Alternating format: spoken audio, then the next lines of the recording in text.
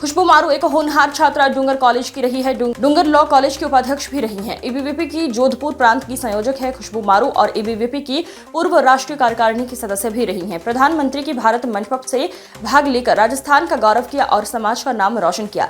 Ministry of affairs से certificate भी दिया गया है। समय समय पर खुशबू छात्राओं को मोटिवेशन भी देती हैं, जिससे छात्राओं का हौसला बुलंद रहता है। अखिल विद्यार्थी परिषद के कलमों से हमेशा आगे बढ़ती नजर आती है। मारू का कहना है, यदि इंसान कुछ करने की ठान लेता है तो करके दिखाता है और परिवार का साथ बहुत जरूरी होता है।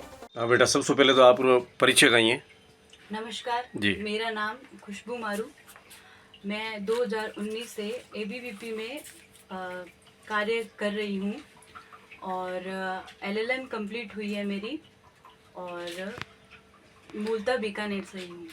तो बेटा, जब आप एबीपी में अध्यक्ष भी रही हुई, उपाध्यक्ष रही है लॉ कॉलेज में, जिस तरह से एबीपी को आपने फॉलो किया, एबीपी में आपका नाम रहा, बहुत कुछ रहा, उसके बाद में आप एबीपी में एक राष्ट्रीय कार्यकारिणी की मेंबर भी रही। मैं ये कहना चाहता हूँ कि जिस तरह से आप इस तरह को वर्किंग कर रही थी, तो उस समय आपका जो ध्येय था, काम करने का जो तात्पर्य था, वो क्या था, बताइए।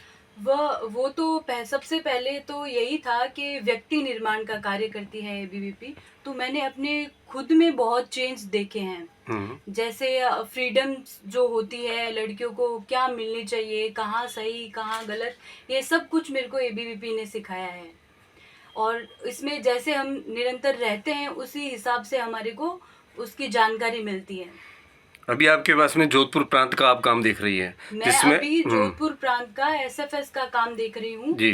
स्टूडेंट फॉर सेवा, जो विद्यार्थी सेवा के लिए कार्य करते हैं। जैसे कच्ची बस्ती हो गई, वहाँ पे कैंप लगाना, जो लोग समर्थ नहीं है अपना ट्रीटमेंट करवाने के लिए, तो हम लोग हमारी एक टीम लेके जाते हैं और उनको बस्ती में जाके उनका निरीक्षण करते हैं कि किसी को ज़रूरत है, किसको नहीं है, वो आके अपना ट्रीटमेंट करवा सकते हैं। एक महिला होकर इतना बड़ा जब हौसला रख के जब घर से बाहर निकलती थी, तो घर वालों से, आस पड़ोस से किस तरह का कोई मोटिवेशन देते थे क्या कि बेटा तुम काम करो या घर बैठ जाओ? नहीं, मेरे पापा मेरे को पूरा सपोर्ट करते हैं।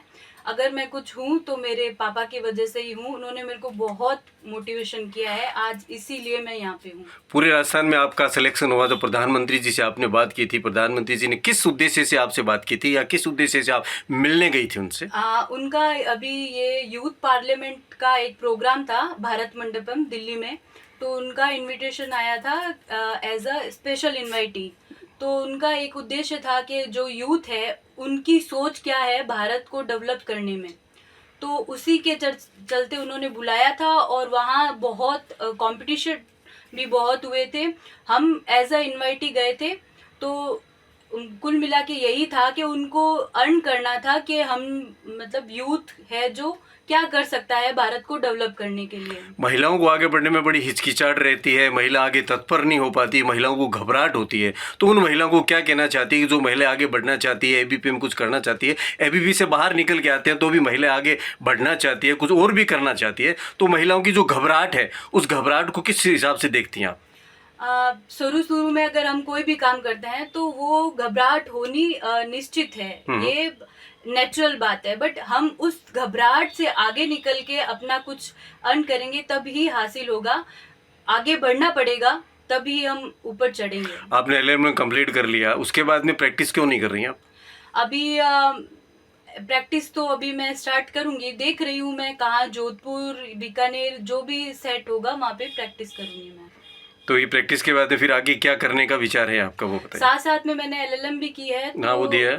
ये नेट जीआरएफ है, उसका भी कंपटीशन चलता तो है। आने वाली जो महिलाएं हैं, आने वाली जो लड़कियां हैं जो कुछ करना चाहती हैं, उनके लिए आप एक मोटिवेशन बताइए।